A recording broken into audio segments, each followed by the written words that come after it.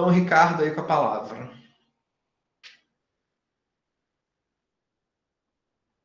Pedir para o Dilani fazer a apresentação do meu slide, pode ser? Obrigado, senhorita. Ok. Bem, eu vou falar um pouco do texto do Flávio Reis, né? Que é o texto que traz como tema a educação no Brasil colonial, da religiosidade católica ao despotismo esclarecido, entre 1549 até 1820. Bom, sou mestrando em educação, né? Sou orientado pelo professor Dr. Edinardo Monteiro Gonzaga do Monte. E vocês estão me ouvindo bem, né? Tranquilo, Ricardo. Sim, tá ótimo o áudio. Tá bom. Então, vamos lá. Vamos então apresentar o autor. Pode passar o slide, por favor. Ok. Esse é... Vou fazer uma reclamação aqui. A Érica foi a única que não apresentou o autor. Pois é, depois eu vi aqui isso tudo, gente. Vou fazer uma parte da aula só para falar do autor agora. E uma foto bem bonita. Muito bem.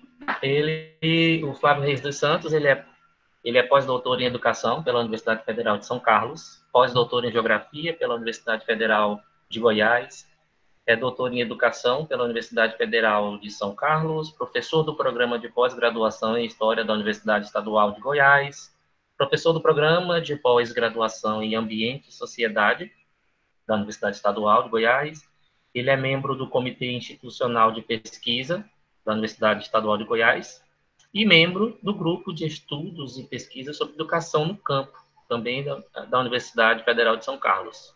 Ele é coordenador do Núcleo de Estudos e Pesquisas sobre Educação Rural no Brasil, na Universidade Estadual de Goiás. Esse é o rapaz. Próximo slide, por favor. Depois que eu apresentei ele, me veio na cabeça aqui a necessidade de compartilhar com vocês uma coisa que eu percebi, né? Que ele tem um amor acadêmico muito grande aí, né? Pelo Saviani.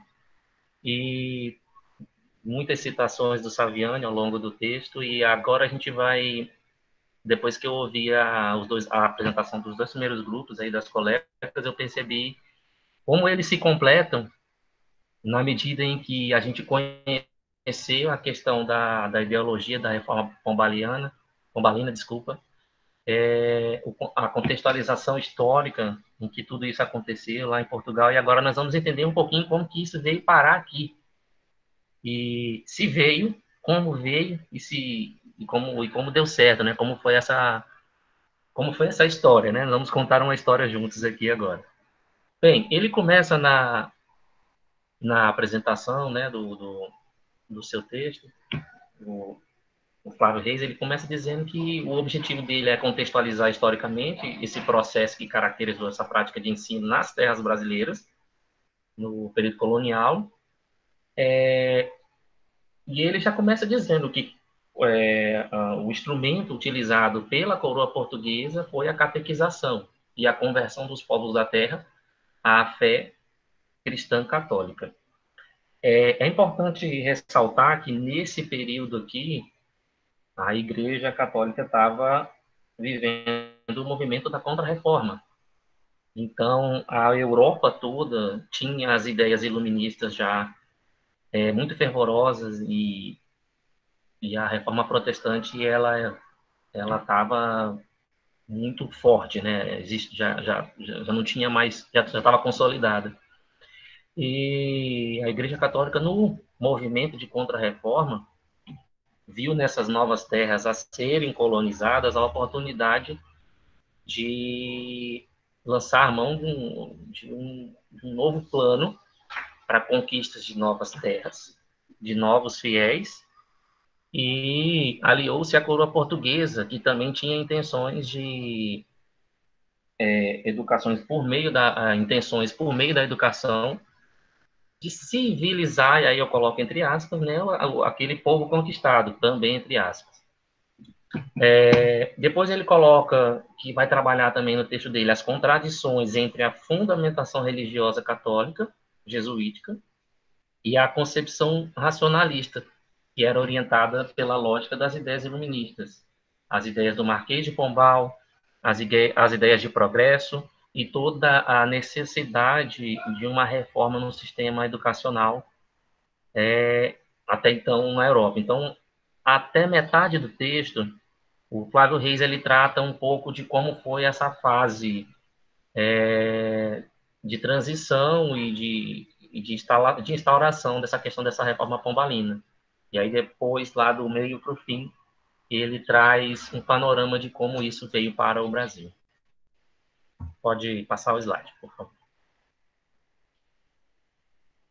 Aí nós temos aqui, então, né, a questão dos fundamentos teóricos e metodológicos, né, que os jesuítas utilizaram em fases distintas dessa chegada aqui ao Brasil. Primeiro, é importante ressaltar que Portugal não tinha interesse nenhum com a educação do Brasil no início, né? Isso é evidente. A questão era a exploração dos recursos naturais, e para isso não havia necessidade de uma formação educacional voltada para isso. Portugal voltou-se para esse lance, dessa questão da educação, mais especificamente, quando percebeu que precisava doutrinar os nativos, né, da nova terra conquistada, né? Então, essa parceria entre Portugal e a Igreja Católica foi importante para os dois lados, né? A Igreja Católica ela tinha os seus ideais da contra-reforma, e Portugal precisava, a partir de um certo momento, ter uma certa estabilidade na questão da convivência e na questão da aceitação dos nativos com a presença portuguesa ali. Então, passava pela questão da catequização dos índios e do letramento, para que esse objetivo fosse alcançado.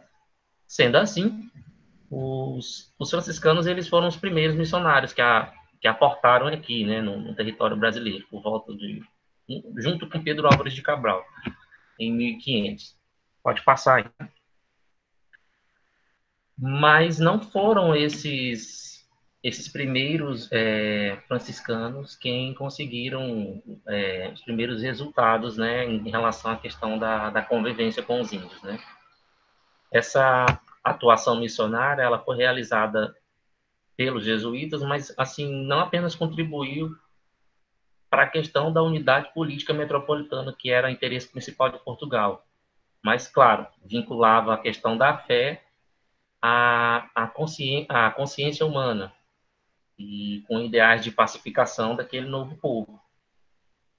Sendo assim, a educação religiosa católica, sobretudo da pedagogia jesuítica, ela teve, em definitiva, aí, a serviço da colônia portuguesa em terras brasileiras desde a chegada dos primeiros colonizadores, desde Pedro Álvares de Cabral. Isso. Pode passar. Então, assim, essa fase jesuítica aqui, segundo o Flávio Reis, ela teve dois períodos bem significativos na questão da adaptação desses novos missionários nas terras brasileiras, né? Ele separou aqui o primeiro, que é o período heróico, que vai de 1549 a 1570, e foi expresso pelo esforço na construção de um sistema educacional, que era marcado pelo aprendizado da língua tupi-guarani e por sua organização gramatical, efetuada pelo padre José de Anchieta.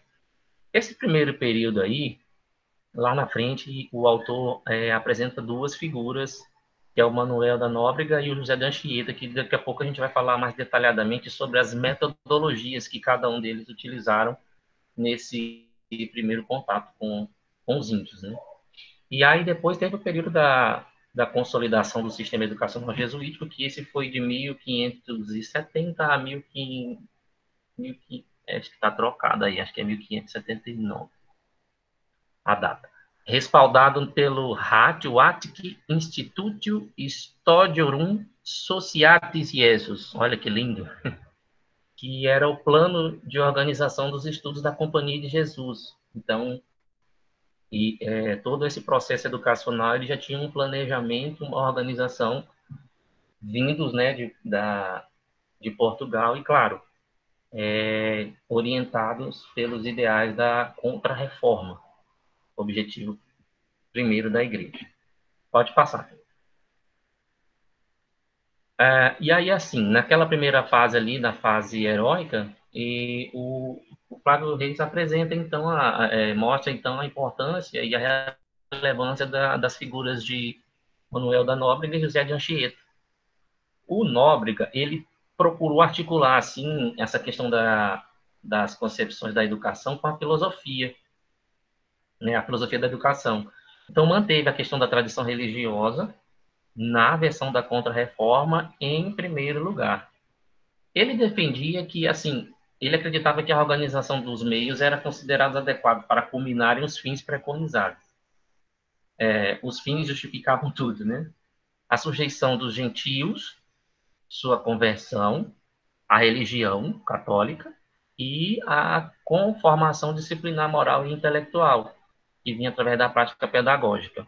Realização efetiva do processo de ensino e de aprendizagem. Essa citação do Saviani, ele utilizou justamente para mostrar, deixa bem claro as intenções portuguesas com a presença dos jesuítas aqui. Depois ele apresenta Anchieta, né, o José de Anchieta, que ele utilizou uma metodologia um pouco diferente, né? Ele aprendeu primeiro a língua nativa e organizou a sua própria gramática, né?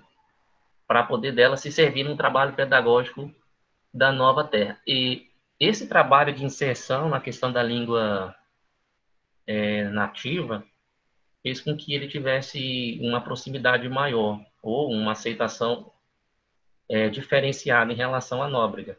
Mas as ideias, claro, permaneciam as mesmas ideias da Igreja. Pode passar? Então, assim, a partir dessa organização gramatical que o Anchieta fez, ele construiu um dicionário bilíngue, que era o tupi-português. E nesse dicionário já estavam aí, então, encalcados algumas noções da consciência católica em relação a toda a cultura, toda a crendice dos índios, né?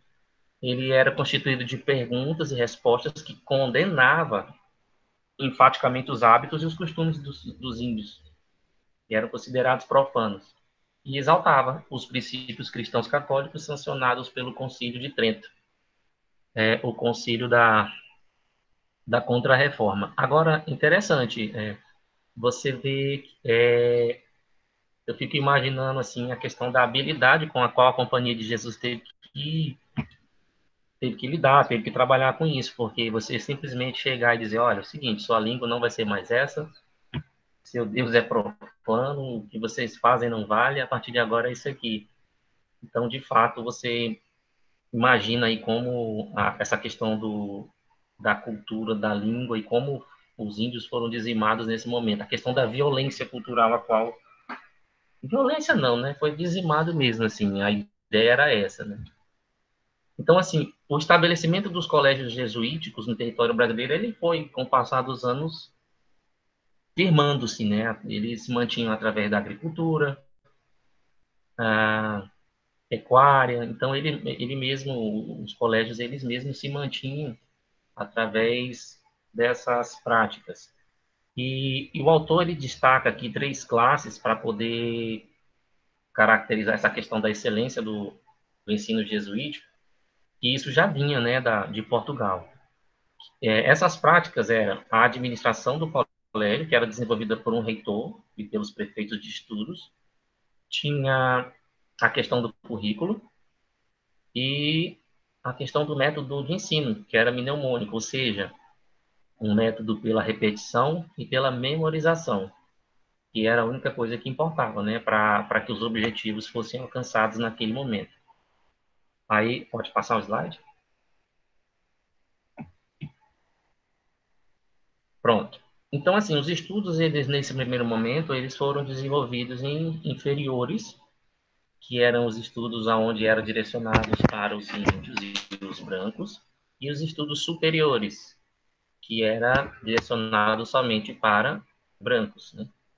E esses meninos brancos, eles vieram nas comitivas jesuíticas, né, da Europa para poder ajudar nesse processo de catequização e colonização, e vinham com a intenção de serem formados padres, né? Aqui a intenção do ensino superior jesuítico era formar padres e catequistas para que a missão pudesse continuar.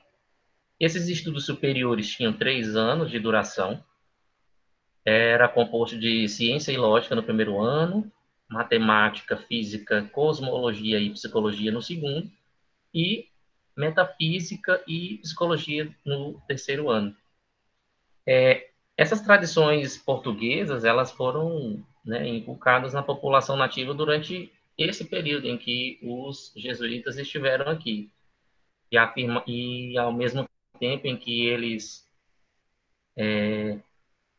trazia essa cultura portuguesa e esses costumes portugueses, eles vendiam a ideia de que, de fato, o que os negros criam, né, os escravos futuramente que vieram, também criam, era verdadeira obra do diabo, que somente a religião católica cristã era apreendida como a mais pura expressão de Deus. Isso daí está lá na página 23, como o autor descreve. Pode passar. Depois, vendo por uma visão mais monopolizada, né, a gente viu que o maniqueísmo da igreja, ele, claro, ia na contramão da reforma protestante nos moldes iluministas, porque apesar de Portugal ser um país europeu, Portugal tinha o autor até ressalta e destaca isso na frente, no texto. Portugal tinha uma relação muito estreita com a burguesia e a nobreza do seu país, que ainda tinham as ideias conservadoras e tinham muito essa questão da tendência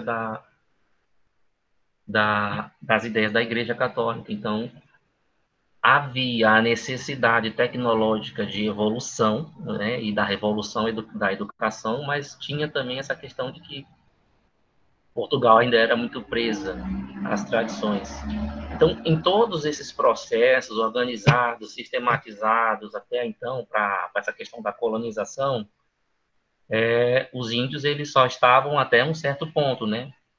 Até no ensino menor, né? No ensino inferior. A partir disso aí, indígenas estavam fora do processo. Indígenas, mulheres e depois os negros, quando chegaram. Porque, historicamente falando, a gente ainda não chegou ainda na questão dos escravos. Pode passar?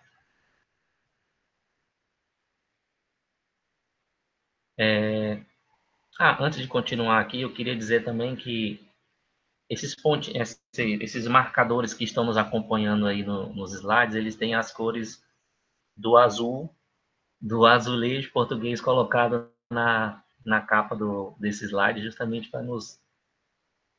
Tem a ver, não foi escolhido aleatório. Eu vi agora aqui, eu me lembrei. Bem, em relação à questão do absolutismo ilustrado, né? E a questão das reformas pombalinas, que em Portugal aconteceram aí entre 1759 e 1772, e a gente já teve uma ideia já aí através dos 2 primeiros trabalhos apresentados, né? Bem, uma coisa ficou muito clara, que tinha uma contradição entre a fundamentação religiosa católica e a visão racionalista sentada na lógica. Então, o que acontece? Era inevitável a questão da visão racional em função do movimento iluminista e em função de tudo que estava acontecendo na Europa. Mas, ao mesmo tempo, Portugal tinha essa questão do controle da população brasileira, né, dos indígenas, ainda que contestável, através dos serviços dos serviços da Igreja Católica. Então não foi simplesmente assim, legal, vamos definir que nós vamos seguir agora, vamos fazer uma reforma e vamos mudar tudo. Então isso aqui deixa bem claro o entrave que foi, a dificuldade que foi, tanto em Portugal e também para chegar no Brasil, não só as ideias, mas a implantação dessas reformas, né, da Pombalinas. Então, assim, nesse momento, o autor, o Flávio Reis, ele ressalta que o Brasil estava entre a defesa da fé cristã e o desenvolvimento científico, que era iluminado pela questão da fundamentação iluminista. Aí ele apresenta, então, essa figura que já foi comentado aí, que é Sebastião José de Carvalho e Melo, que em 1759, foi nomeado Marquês de Pombal. Ele tinha um grande prestígio já em Portugal, porque ele foi responsável, pode até passar o slide aí, ele foi responsável, ele liderou a questão da reconstrução da cidade de Lisboa, que foi atingida por um terremoto em 1755. Então, ele já tinha um grande respaldo e ele já tinha, em suas viagens, né, que a gente já viu aí que ele viveu na Inglaterra, e aí a gente faz aqui um parêntese para a questão da importância das viagens na formação e na concepção, né, as formas diferentes de se ver mundo, né. Ele já tinha tido contato com as ideias iluministas, e ele, como ele teve grande êxito na questão da liderança da reconstrução da cidade de Lisboa, atingida por um terremoto em 1755, ele tinha grande respaldo com o governo português, né? Então, ele foi um dos grandes déspotas aí da nossa história, né? O que era, né, então, essa figura do déspota, né? Ele defendia as ideias progressistas, a questão do desenvolvimento da indústria, a questão da evolução, né, dessa parte, não diria tecnológica, mas dessa questão manufaturada, queria passar para a questão da automação. Então ele defendia isso como um bem para o povo, mas, ao mesmo tempo, firmava seus pés junto com o absolutismo, né, e o poder do Estado. Então, não era uma coisa 100% de um lado só, né? Ele tinha as ideias iluministas, tinha a noção da questão da necessidade da reforma do ensino em Portugal, primeiramente, né, para que depois se pensasse para a colônia, mas, ao mesmo tempo, ele estava ali, do lado do rei, claro, né, para poder ter apoio, né, em seus projetos para a reforma do ensino. Aí, pode passar. Desta forma, ele apresentou ao rei Dom José I os 9 princípios básicos aí do novo Estado português, né? Que era o desenvolvimento da cultura geral, o incremento das indústrias, o progresso das artes, o progresso das letras, o progresso científico. Eu não sei quem foi que falou aqui, alguém aí, acho que foi a Jamile que falou o nome da pessoa que apresentou a Dom José I a figura do Marquês de Pombal. Eu esqueci o nome, eu até anotei aqui, mas eu perdi.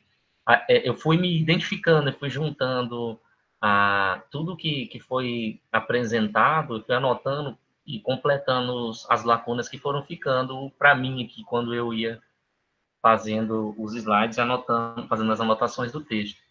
Então, assim, ele defendeu esses 9 princípios básicos e... Pode passar o slide, querida. E, assim, vendeu a ideia para Dom José I de que, de fato, era necessário a reformulação da educação. Tanto é que, em 1759, mais especificamente no dia 28 de junho, Dom José I estabeleceu o fechamento dos colégios jesuítas e a sua substituição pelas aulas régias, então, assim, mantidas pela coroa. Isso, aqui nós temos, então, um rompimento significativo, né, dessa questão voltada mais para essa questão.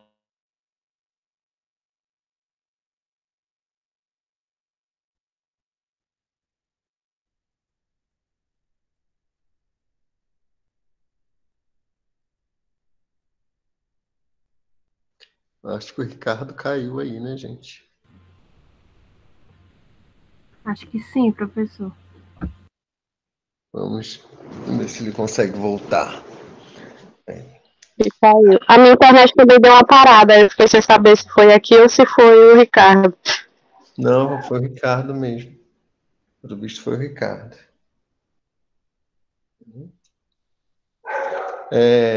Enquanto estou fazendo alguns comentários aqui, né? É interessante a gente pensar aí, né? O quanto... Desculpa, professor. Boa tarde novamente. Boa tarde.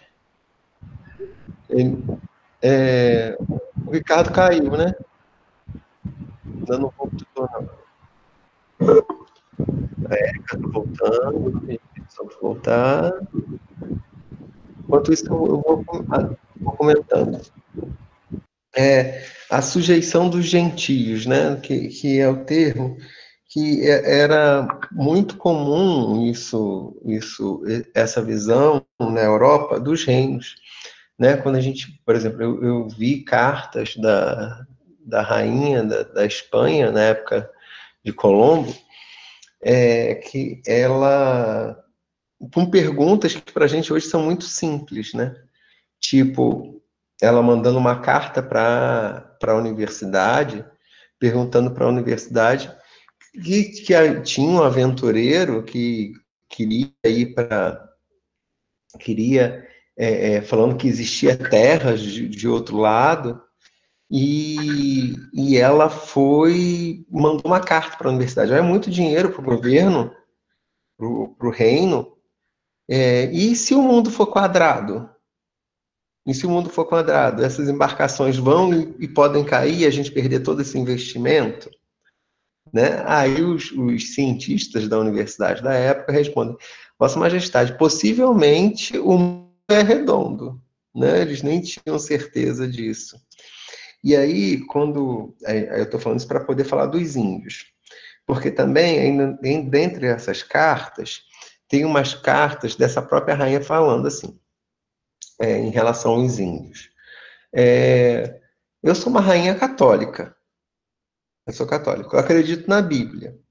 Se eu acredito na Bíblia, só sobrou a família de Noé. Se só sobrou a família de Noé, o que é isso que existe do outro lado? São homens? São animais? São homens sem alma? Já que eles não têm rei nem roupa? Né? Não tem rei, não tem roupa. E tinha uma outra coisa também. São 3 questões levantadas. A terceira eu não estou lembrando. Então, a gente vai ver, né, que essa questão da sujeição dos gentios era o seguinte: eles podiam ser dizimados porque eles não se sujeitavam ao Deus, ao rei e a Deus. Né? Então, muito se justificou aí a questão da dizimação dos índios pela não sujeição ao Deus. Né? Agora, por outro lado, a gente vai ver também, é claro que com o espírito evangelizador, né, de sujeição dos gentios, um trabalho importante do padre Anchieta em relação ao Tupi, que é inegável a sua colaboração, né, nesse período aí, fazendo fomentando essa comunicação com os índios, mas que a gente precisa ter consciência que isso foi um ato visando a evangelização dos índios, né? Com essa visão de demonização da religião dos outros. Né? Além disso, né, e aí, voltando à questão do Marquês, a questão do terremoto, essa questão do terremoto foi muito forte em Lisboa. Tanto é que Lisboa, dessas cidades mais antigas ali da Europa, é uma das cidades mais modernas, né? Ela se modernizou, higienizou, né? Ela já tem uma outra estrutura. Eu não sei quem já foi a Lisboa, né? Inclusive, tem lugares lá que você vê que eles deixaram igrejas que caiu uma parte, outra parte se manteve, eles mantiveram a outra parte da igreja para as pessoas verem o que ficou antes do terremoto, né? Então, assim, o Marquês também foi muito importante nesse momento de um terremoto que foi seguido de um tsunami, né, em Lisboa, em 1755, se eu não estou enganado, né, esse terremoto. E aí, e quando ele vai usar esse termo déspota esclarecido, é o quê? É aquele ditador que tem visão iluminista. É um déspota, mas com algum esclarecimento, com alguma visão que seria diferente da visão da igreja. Vai, Ricardo. Exatamente. E aí, essa questão das novas ideias e dessa nova decisão de Dom José I em relação ao fechamento dos colégios jesuítas, ele é claro que ele foi findado numa série foi criado, né, foi tomada essa decisão com algumas especificações, e essas especificações elas foram apresentadas em forma de documento pelo Marquês de Pombal. Então, assim, primeiro, ele tinha que ter um diretor de estudos, né? Então, cabia a esse diretor a responsabilidade pela supervisão do ensino, pela construção de relatórios, enfim, a explicação das condições e o desenvolvimento desse ensino. 2, ele criou a questão do professor de gramática latina. Então, ele abriu classes gratuitas de gramática latina em todos os bairros de Lisboa, assim, com a intenção de ampliar essa proporção, né, de acompanhar, na verdade, o aumento populacional da cidade. Então, professor de grego, professor de retórica, pode passar aí, eu não vou ler tudo não, porque senão vai ficar muito, muito comprido. Mas, assim, só para exemplificar como essas ideias como não era nem mais uma questão de ideias, era uma questão de que já estava era uma necessidade de momento, né, para Portugal, que estava ficando aquém dos demais países da Europa. Era uma visão diferente, né, como nós já vimos, né? O Marquês de Pombal, ele tinha essa visão diferente de que Portugal precisava, por uma questão de sobrevivência mesmo ali na Europa, né? Pode passar o slide aí, por favor? Então, assim, algumas transformações no ensino superior, elas só tiveram início a partir de 1772, né? E, claro, né, foi a partir da Universidade de Coimbra. E acrescentou a essa universidade algumas faculdades que até então não tinha, que era a Faculdade de Filosofia e de Matemática, que já existia em Salamandra, né, professor? Acho que até você quem citou aí. E outras, né? Pode falar. Universidade de Salamanca. Ah, de Salamanca, pronto. E acredito também que em outros países também. Então, assim, as transformações implementadas nas faculdades de teologia, cânones e direito se ocuparam da diminuição do tempo de duração dos cursos e também da criação e substituição de algumas cadeiras que eram mais adequadas para o contexto aí da época. Pode passar o slide. Essa reforma dos estudos maiores, elas foram materializadas por meio de alguns estatutos, né, vindos da Universidade de Coimbra. E o objetivo principal era difundir a ideologia iluminista europeia e, claro, né, tecer uma crítica aí escolástica ao período em que a universidade teve sob o domínio dos inacianos. Depois, a partir de 22 de setembro a 24 de outubro de 1772, ela teve sob a supervisão direta do próprio Marquês de Pombal. Então, assim, aqui é importante a gente ver que já existia a questão do apelo de ordem política, na necessidade do propósito da reforma. E eram questões que ainda estavam sendo discutidas com Dom José I, mas que já estava entre os interesses, né? Então, mesmo aqui, mesmo já houve o documento, né, houve o decreto lá, a decisão de abolir o ensino jesuítico, mas não houve uma desvinculação imediata com a igreja, visto que ainda a igreja ainda era a maior formadora de professores, né?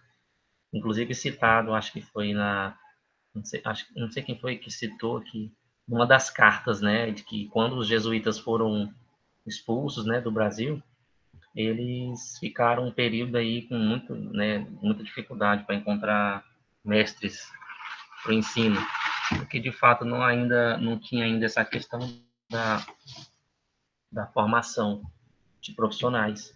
Depois, pode passar aí, por favor. Depois, então, vem a questão, nesse mesmo documento, ou nesse mesmo período, quando, então, Dom José decide acatar de vez e colocar em prática a ideia da reforma, ele tece algumas críticas, e no preâmbulo da Lei de 6 de novembro de 1772, ele coloca sobre a Escola das Primeiras Letras, porque até então, aqui é importante a gente lembrar que as ideias da reforma pombalina, elas visavam o ensino menor, o ensino inferior e, enfim, o ensino superior, mas não tinha nada voltado ainda para a questão das primeiras letras, né? A primeira fase do ensino.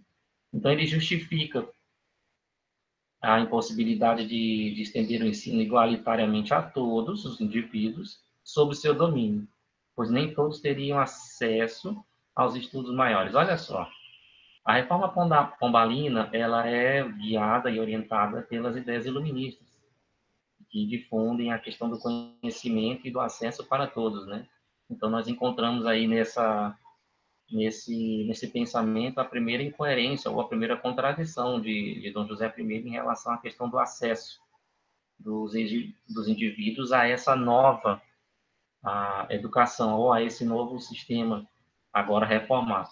Então, assim, com base nesse pensamento, ele determina 8 especificações para poder organizar o funcionamento das escolas. Lembrando, gente, que a gente ainda está falando de Portugal, tá? Mas ainda não chegamos no Brasil.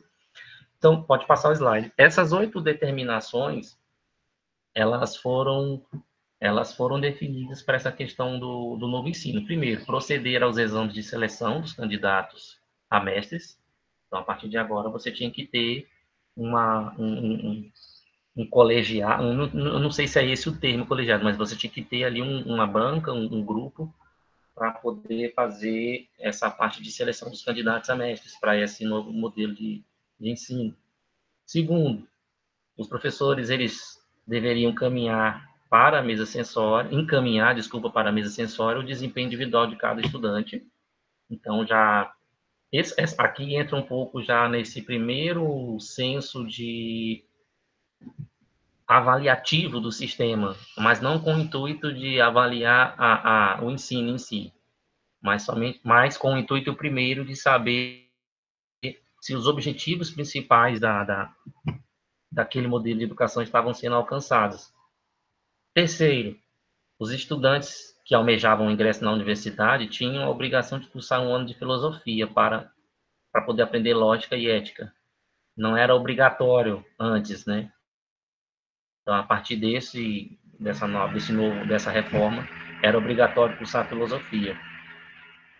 4, além dos conteúdos básicos das escolas de primeiras letras, os professores de ler, eles tinham que escrever e contar, e ficavam obrigados a ensinar também as regras de ortografia da língua portuguesa e sintaxe, para que os estudantes pudessem escrever corretamente. E aí, no final, essa informação aí eu coloco para destacar a disparidade da questão do quadro de mestres ou do quadro de disciplinas, da quantidade de cadeiras oferecidas para a colônia. Porque até então, toda essa discussão era em torno de Portugal, né, da reforma do ensino lá em Portugal. E depois de definido isso, somente 5%, ou seja, 43 aulas de um total de 753, se eu não me engano, veio para o Brasil. Então, bem aqui você já tem o primeiro disparate, o primeiro descaso, né, em relação a essa questão dessa ideia, dessa nova educação, né, desse novo sistema. Pode passar o slide, por favor. Então, assim, vindo agora para o Brasil, as ideias da reforma pombalina, ela só foi efetivada por meio de um subsídio literário que só veio em 1772, e a sua efetivação só aconteceu no reinado de Dona Maria I, olha aí, inaugurado em 1777, a partir da morte de seu pai, o Dom José I. Então, no final das contas, quando foi chegar no Brasil, a reforma pombalina, ela teve que ser, foi regida, né, por Dona Maria I, que já não tinha o mesmo pensamento de Dom José I em relação à questão das ideias progressistas e em relação à questão da necessidade de se ensinar, de se aplicar a reforma pombalina na colônia, uma vez que tudo ia muito bem, obrigado, né? Então, aliado a esse pensamento, tinha aquela questão de que Portugal ela ia se distanciando cada vez mais do pensamento iluminista e se aproximando mais ainda do movimento da Contra-Reforma e apoiando as ideias da Igreja pelo fato de que a Igreja era uma aliada fortíssima nessa questão da contenção ou da conformização dos índios, né? Aí eu coloco aqui já nesse último tópico aqui desse slide, que em 1799, Dom João é nomeado regente do Império Português e retomou a ideia do reformismo ilustrado. Então, eu coloquei entre parênteses, porque aqui a gente já vai ter um outro ponto importante escrito, né, pelo autor do texto. Pode passar aí. Nós tínhamos a ideia da reforma pombalina, mas ela até então não tinha sido aplicada, porque quem estava no poder no momento não defendia muito essa bandeira de que era necessário reformar a educação na colônia. No entanto, ela aconteceu depois que Dom João assumiu, né? Precária, mas começou a acontecer, porque não tinha as mesmas condições, tinha essa questão da dificuldade do pagamento dos professores, o espaço era inadequado, dificuldades em relação à questão das ideias da Igreja, né? Então, houve muito conflito em relação a isso. Esse conflito, ele guia essa discussão do Flávio Reis durante todo o texto, né? Essa disputa entre a tradição da Igreja e as ideias da reforma pombalina, elas são o tempo todo, durante o texto, elas são postas uma contra a outra. E aí a gente chega num ponto que assim, definidor, é o divisor de águas de tudo, que é a chegada da família real portuguesa ao Brasil, em 1808. Por quê? Porque com a chegada da família real, mais ou menos 15 mil pessoas chegaram. Então, assim, precisava ter agora, ali, um sistema educacional para suprir a necessidade dos produtores, né, dos detentores do meio de produção e da coroa, claro, né? Então, nesse contexto foram criados aí cursos para formação de tecnocratas e toda a demanda do Estado para a Academia Real da Marinha, para a Academia Real Militar, tinha que ter, então, especialista para a produção de bens simbólicos e, como subproduto, a formação de profissionais liberais. Então, assim, a partir de agora já é uma necessidade urgente Então, o sistema educacional precisava passar por essa reforma para poder atender a essa demanda e, claro, né, para poder servir aos filhos da família real e de todas as pessoas que tinham nobreza e que estavam nessa comitiva que veio para o Brasil, né? Pode passar o slide.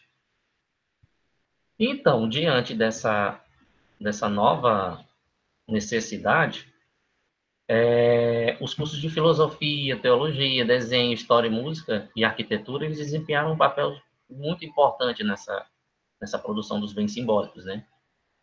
Mas, sobretudo, os cursos de direito. Por quê? Porque os cursos de direito eram quem estavam mais voltados para essa questão da vinculação das leis para o regimento do povo. Então, nós sabemos que não foi uma aceitação, sejam bem-vindos, né? Seja bem-vindo, família real, e aí tá tudo certo. Nós tivemos, então, muitos entraves políticos, batalhas, e que os cursos os cursos de direito, eles tiveram um papel importante nessa questão da formulação e reformulação das leis para manter essa organização. Então, assim, essa reorganização do ensino superior, já aqui em terras brasílicas, ele deslocou o que? A matemática, da física, da química, da biologia, dos cursos de filosofia, que era somente de detenção da Igreja Católica. Então, foi a primeira grande diferença. E deslocou para os cursos de medicina e para a Academia Real Militar, que posteriormente se tornou a Escola Politécnica. Essas transformações aí todas aconteceram, né, sob a tutela de Dom João VI. E, além disso, claro, né, ele tinha a intenção de montar todo um aparato burocrático administrativo do Estado, para poder assegurar essa formação escolar de nível superior para a elite aristocrática e nobre, né? Então, assim, índios e nativos, índios e funcionários de baixo escalão do reino, claro que não, né? Não era isso que estava sendo pensado nesse momento. Pode passar aí, slide. E é isso mesmo? Poxa, tava tão bom. Eu acho que tá faltando slide aí, não tá não? Deixa eu só conferir o meu aqui, peraí. Aqui não tá, não. Deixa eu conferir aqui. Tá. Só um instante. Pronto. É porque tava faltando só um pedacinho aqui que eu esqueci. Então, assim, para fechar para abrir a discussão, né, em relação a esse texto do Flávio Reis, a primeira coisa que me chamou a atenção, que sempre teve muito evidente, né, a dificuldade que foi da implantação da reforma pombalina e a importância que ela teve não só para Portugal, mas, claro, né, para o Brasil. No sentido de que foi a primeira mobilização para tornar público, para tornar acessível o ensino de algumas disciplinas que até então eram somente da Igreja Católica. Embora a intenção era atender a uma minoria, e isso ficou bem claro nessa parte final do texto, existiu, sim, o benefício de ter tirado o monopólio de algumas cadeiras, de alguns cursos e de algumas disciplinas para poder atender a família real aqui no Brasil. Então,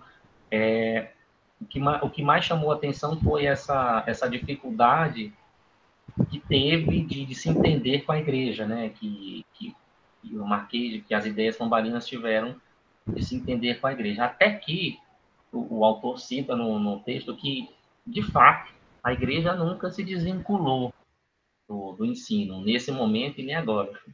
Mas houve aquele, acho que até o professor Leonardo comentou aí, né? Houve ao longo ele deixa claro no texto que houve ao longo da história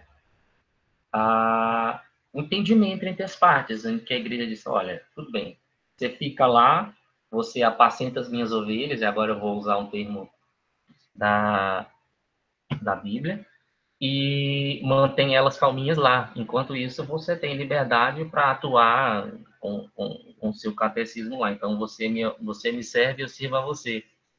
Mas, entre idas e vindas, o objetivo da gente não é julgar quem está certo ou está errado, mas entender como esse processo começou e perceber que todas as decisões e reformas do sistema educacional do nosso país, desde esse período, surgiram com base em necessidades específicas e não com a intenção de mudar todo um sistema e beneficiar uma quantidade maior de público, né? O objetivo primeiro era atender a igreja, o objetivo segundo era atender a coroa e vida que segue. Então, isso me remete a alguns textos a gente teve uma disciplina na graduação, nessa parte das disciplinas pedagógicas, de uma professora que usava muitos textos da Shiroma, né? E, inclusive, a gente apelidou a coitada de Shiroma, tu acredita? Eu não lembro o nome da professora, mas a gente apelidou ela disso. Porque ela usava muitos textos da Shiroma, e ela sempre deixou isso muito claro, que as necessidades não eram as necessidades do sistema educacional que eram levados em consideração na criação de leis, mas a necessidade de mercado, a necessidade econômica e a necessidade de você atender a um pré-requisito. Ou seja, se você não colocar todas as crianças na escola, é um exemplo, se você não coloca todas as crianças na escola numa faixa etária específica, de tal idade a tal idade, você é mal visto na ONU, ou você para de frequentar certos grupos. Então, nunca foi pensado para o bem em si, né, da população, mas primeiro em atender uma necessidade específica. Como eu já disse, o objetivo não é julgar quem está certo, quem está errado, mas essa análise desse texto, nesse momento da nossa história, traz muito do que nós estamos vivendo em relação à questão da herança. Nós não simplesmente isso não nasceu da noite para o dia, né? Isso não aconteceu um dia desse. Então, espero que eu tenha contribuído aí um pouquinho com um pouco do que eu entendi. E aí agora a gente vai começar as discussões aí. Eu entrego para você, professor. Olá, gente. Parabéns aí, Ricardo, pela apresentação. Bom, eu acho que a gente já discutiu bastante, né, as questões aí da reforma, deu para todo mundo ter noção que era o objetivo daquele meu texto inicial, mostrar que há diferentes visões, né? Há divisões polarizadas, há pessoas que defendem que foi o fim da educação no Brasil, por isso que diz que até hoje a educação no Brasil não deu certo por conta da reforma pombalina, e há um grupo que defende a reforma e é totalmente contra a igreja, né? Então, o que a gente quis mostrar é que tudo é passível de análise, né? Da nossa análise. Tanto a reforma, que ela, em muitos sentidos, ela foi sinônimo fez a educação progredir, não só no Brasil e em Portugal, mas no mundo, como um modelo, né, de educação organizada pelo Estado, né? E assim como também deixou lacunas em outras terras de domínio português, né, do Reino de Portugal, como no Brasil, que eles não deram conta das necessidades, né, do que se havia necessário, e que, de alguma maneira, os jesuítas tinham alguma contribuição, né, mesmo que ela não fosse em função do progresso do reino, mas fosse por uma questão de catequizar, né, de evangelizar. Então, eu acho que eu gosto muito desse tema, porque geralmente a gente encontra nas aulas de história da educação isso como dois polos, né? a favor ou contra, na maioria das vezes se passa, né, no senso comum, essa coisa da desconstrução da educação no Brasil, com a reforma pombalina, que, na verdade, alguns outros autores, como Saviani, por exemplo, que é muito usado nesse texto, defendem como um passo importante na educação, né, no Brasil. Bom, alguém quer fazer mais algum comentário antes de a gente comentar, que já está chegando no horário do finalzinho, né? Não? Então, gente, eu acho que foi boa a discussão, parabéns aí a Érica, a Jamile, Ricardo pela apresentação, aos colegas que também participaram, comentaram. O texto para a aula que vem já está lá, vai ser uma fala da Alexandra, e eu não sei se a gente vai ocupar as 4 horas na semana que vem, mas como a gente também trabalha muito com a questão de cinebiografias, documentários, eu vou pedir a indicação da Alexandra também de algum filme para passar para vocês assistirem, porque mesmo que se a gente não fizer as 4 horas aqui, como, por exemplo, hoje a gente fez 4 horas de aula, né? Mas, na verdade, não são, a gente, segundo lá a legislação, 20 minutos corresponde a 1 hora de aula, 20 minutos síncronos, ele corresponde a 1 hora de aula, né? Então, a gente está muito bem aí. A gente acabou cumprindo aí quase as 4 horas, de maneira síncrona. Mas eu vou ver também se consigo um filme para vocês assistirem também sobre o tema da próxima aula, tá? E aí eu mando pelas notícias ali. E o objetivo da unidade e o cronograma da unidade eu também já mandei, se vocês verem no e-mail de vocês ou ver pelo cigarro, eu também já enviei pelo cigarro. Tá certo, gente? Então, obrigado aí pela disponibilidade de vocês nessa manhã, foi bom encontrar, espero que esses textos, essa discussão tenha trazido alguma contribuição aí para o trabalho de vocês, e não só pelo trabalho, mas também pelo nosso conhecimento, né? O conhecimento para criar o que o Nova chama desse saudável ceticismo. Tá certo? Então... Professor, antes de encerrar aí, eu posso retificar aqui e apresentar o meu autor maravilhoso. Passei aqui o tempo prestando atenção no Ricardo e fazendo. Vai, faz aí. Vou abrir aqui, peraí. Ô, Érica, todo mundo sabe, eu falei de brincadeira, porque você fez, todo mundo fez do autor, não fez do meu, mas não tem problema não, precisa não, meu amor. Professor... Deixa, professor, deixa ela apresentar. Deixa ela apresentar, agora professor. Eu quero ver. Ora, Érica. Aqui, Fiquei curioso sobre o professor. É que o autor em questão não precisava de apresentação, porque já é uma afinidade. Vocês estão vendo aí? Porque dos três. Estão vendo. Essa foto eu achei maravilhosa aqui, procurei na internet. Vocês estão vendo aí? Sim, Érica. Olha o currículo. Sim. Doutor em Educação pela Universidade do Estado do Rio de Janeiro, Proped UERJ, com período de estágio no exterior financiado pela CAPES, realizado no programa de pós-graduação em Memória e Crítica da Educação da Universidade Alcalá, em Madrid, na Espanha. É mestre em Educação pela Universidade Católica de Petrópolis.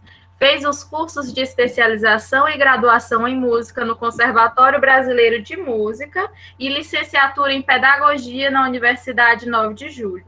Foi membro da equipe que elaborou o currículo de Artes, Música da Rede de Escolas da Secretaria de Estado de Educação do Rio de Janeiro.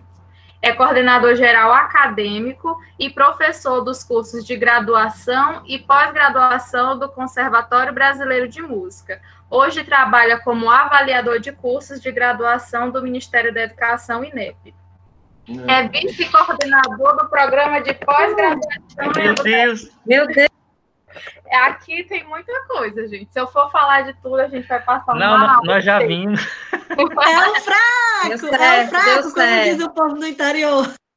Enfim, Currículo exemplar. Ele publicou artigo, capítulo de livro, apresentou trabalho em evento científico internacional no Brasil, Estados Unidos, Espanha, Portugal, México, Argentina e Colômbia.